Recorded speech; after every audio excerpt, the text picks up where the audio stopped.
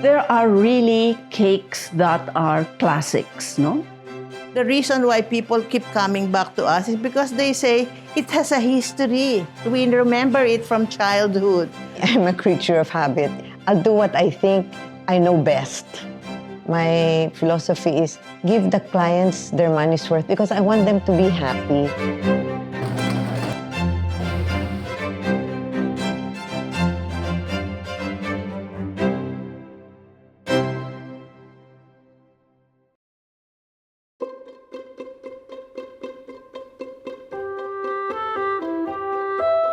There's nothing like a slice of cake to bring people together or mark a celebration. And behind each forkful are the stories of the hands that made it. In Parañaque, Polly Garilao has been serving her specialty cakes for over 4 decades. Hello, I'm Polly Garilao, and I have been working at my Miss Polly's for the last 44 years, maybe. When I was a young wife and mother, I made an early decision to be there for my children. But I did not want to be 100% relying on my husband for my own personal needs. I had to think of how I could earn some money while staying at home. It had to be something that I enjoy doing, which was baking. In the beginning, just fruit cakes, the recipe of my mom. And then I expanded the repertoire. My family, especially my husband and my daughters, were really my first critics. I would let them taste, it's too sweet or reduce this or that. And I was listening to them. I was learning from my sisters recipes, and I was going to some classes, and I said, why don't I make this an all year round thing? And so I started with something that I thought people would generally like, which is a classic chocolate cake.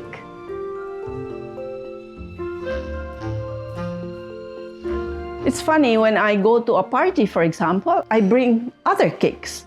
And then they say, oh, it's not the chocolate cake.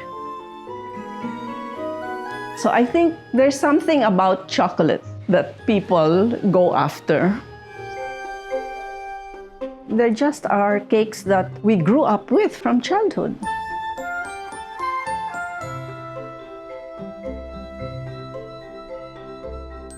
People have given us very good comments on our sansariwal.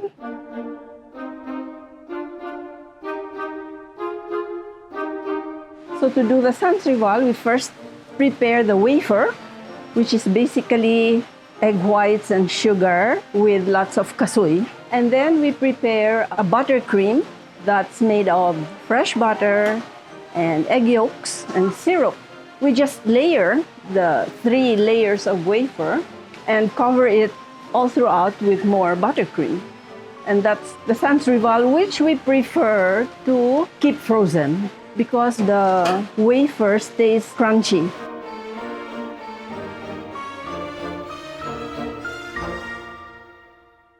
I would sell to my friends, and they would give it to their friends, and their friends liked it, and it was really just word of mouth. We don't mechanize much. Even the cooking of the frosting we do by hand. It's important not to scrimp on ingredients, to really give the cake what it deserves. When I hear somebody say, oh, I was eating her chocolate cake since I was 8 years old, and she's now a mother, and she now has children of her own. You know, that's very gratifying to hear. We work very hard at consistency. When I started, I was doing everything from the measuring and the sifting and the mixing and the baking and the frosting and the packaging and jumping into the car and delivering it. And then gradually I realized as my customers increased, I couldn't do it on my own. And so I started hiring people. Mary Rose has been with me for close to 20 years. And this is Florence. Florence has been with me, siguro mga 32?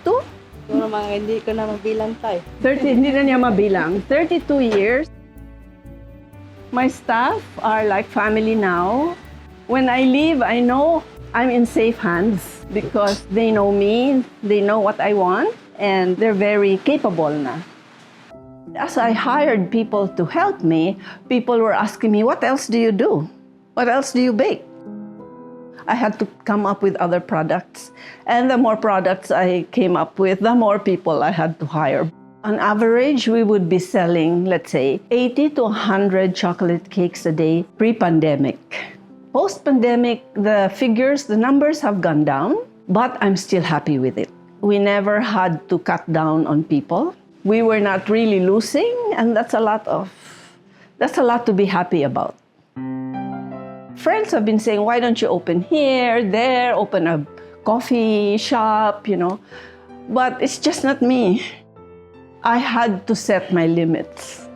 I just couldn't allow myself to get very big by choice because I didn't want to be eaten up by it.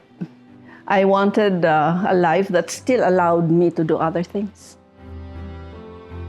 I would like to say that my chocolate cake is really not just something for profit for me. If you notice our logo, it's a tree of life.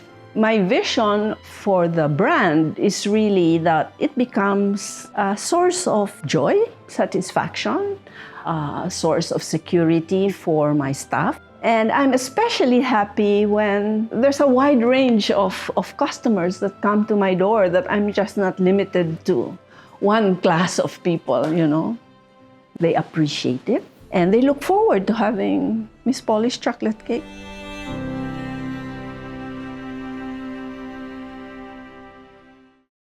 While the cake business can be highly competitive, bakers usually know one another, and many are more than happy to offer their support. Judah Liu, she's of Costa Brava, and she's best known for her caramel cake.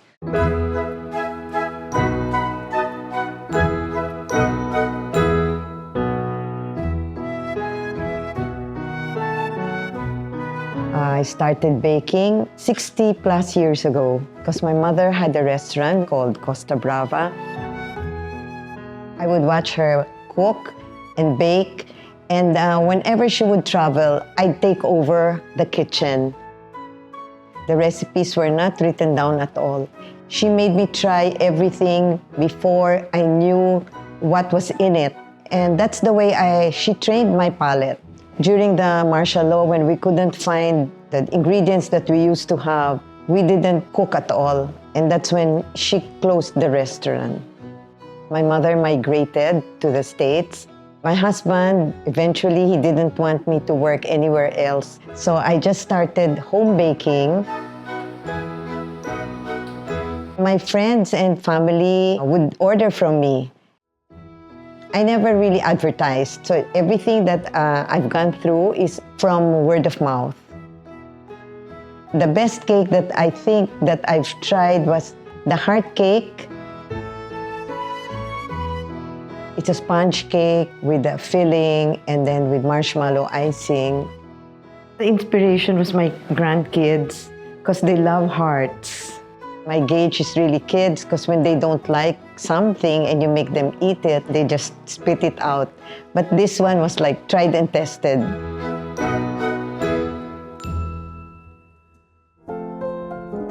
I have the chicken and mushroom pie. I have the nelusco. It's a mocha icing with crunch. And there's a jello that's like a rainbow. And then I have the caramel cake. For the caramel, we use cocoa sugar, and that's what made us popular because we use organic sugar. I think people keep coming back because they know that it's freshly baked.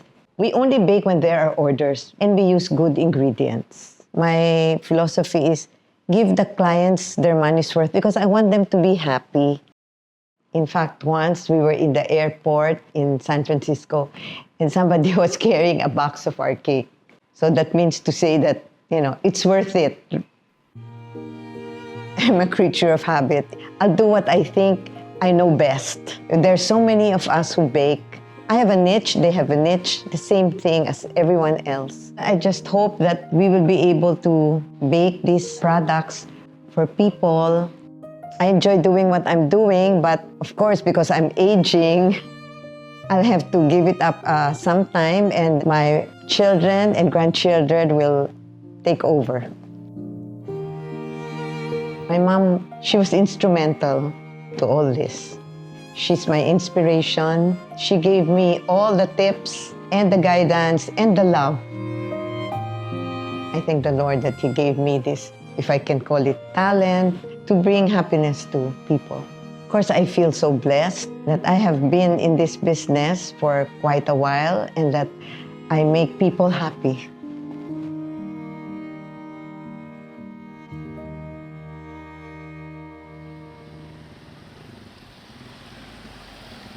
Becky is the owner of Becky's Kitchen. Becky used to work across from our house, so we used to talk to each other.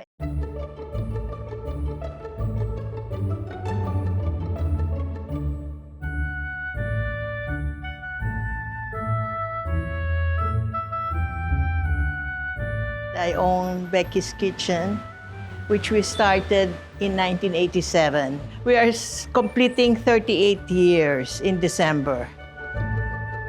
My sister and I started as a hobby when we were in grade school. We just had a passion for baking. We never had any formal training because my mother didn't know how to bake. The very first cakes we made were the basic yellow butter cake. Of course, they're not the same as the butter cake that we make now because they were just really the ordinary, the very basic butter cake. I started out as a grade school teacher at St. Scholastica and De La Salle College, and very short-lived. Meanwhile, I was also baking and accepting orders on weekends. So that's how it all began. Only for friends, never really for business. My dad would always say, "You don't make money out of your business." I never considered myself a businesswoman. I was a teacher, a baking teacher. I was called to teach at Philippine Institute for Bakers, which was really accidental. I enrolled in the bread making course, and one of my classmates was the one handling the cakes. And he said, "Becky, mag-a-abroad ako. Gusto mo i-recommenda kita to take over the class." So that's how I got to handle the cakes and pastry course. And of course, I was learning also as I was teaching. Eventually, when the school closed down, I was requested by Technology and Livelihood Resource Center to conduct a home bake shop course. The course was attracting a lot of students. They said, "Do you own a bake shop?" "No, I don't." So they say, how are you sure that your tips will work?" That's when I said, okay, let me challenge myself. I started a bake shop. The bake shop is located at the corner of, then it was called Vito Cruz, now Pablo Ocampo, corner of Bautista. I didn't intend to put up a bake shop. I intended to put up a baking school. Just a small oven. You somehow had a mini format of a bake shop. But before we could open, because I was already accepting orders for Christmas, and they saw us loading the cakes in a van. Before we knew it, there were more customers than those interested in the cooking class. So I just shelved the idea. It just happened. We have our niche. It's really popular taste. It's still made the old-fashioned way. Buttery, chocolatey, not sweet. Our best sellers are mostly the chocolate cakes. The first thing that Filipinos look for is a chocolate, no? The Swiss chocolate cake is made of 2 layers of sponge cake filled with mocha buttercream. Then we have prepared beforehand the coffee crunch, which she will use to fill the cakes. This is a very much in-demand cake because of its unique flavor combination and texture. The chocolate is very light, and then there's a crunchy filling, but with burnt sugar, and then mocha buttercream. and then we will fill it with boiled icing. So it's made with egg whites, cream of tartar, and cooked syrup. This is the consistency that we are looking for. It's my own recipe, but I got the idea from a recipe that was handed down to me by a friend. I was so intrigued with the flavor combination. But the problem with that cake was when you refrigerate it, the cake becomes very hard. So I made a completely different cake using chocolate chiffon cake, made a different version of the icing with the flavors of the original Swiss chocolate cake that I found. Aside from the Swiss chocolate cake, we have a variety of brownies, which we call fudge bars. Then we have for the non-chocolate lovers, prune walnut cake.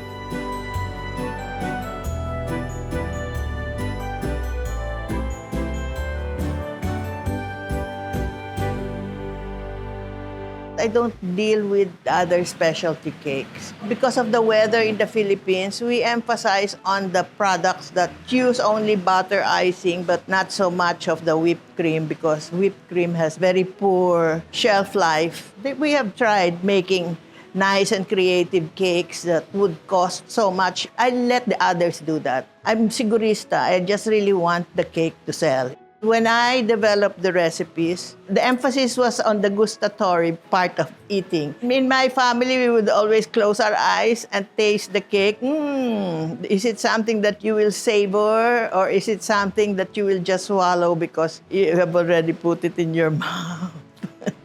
It was really so hard because the kind of bake shop that we had was not what the bakers really knew, kasi they were coming from panaderia type of bakery. I hired a baker, but the breads were flops because they weren't following the fermentation schedule. They didn't see the science of the whole thing. They only knew the science of what they already know. And so I decided to just hire people who didn't know how to bake, whom we trained. Most of my staff have been with me for more than 30 years. We treat them like family. My sister and I, when we were brainstorming about what to do in Becky's kitchen, because it was going a different direction. It wasn't going to be a school. It was going to be a bake shop. Okay, so let's just think of it as we will educate the taste of the people.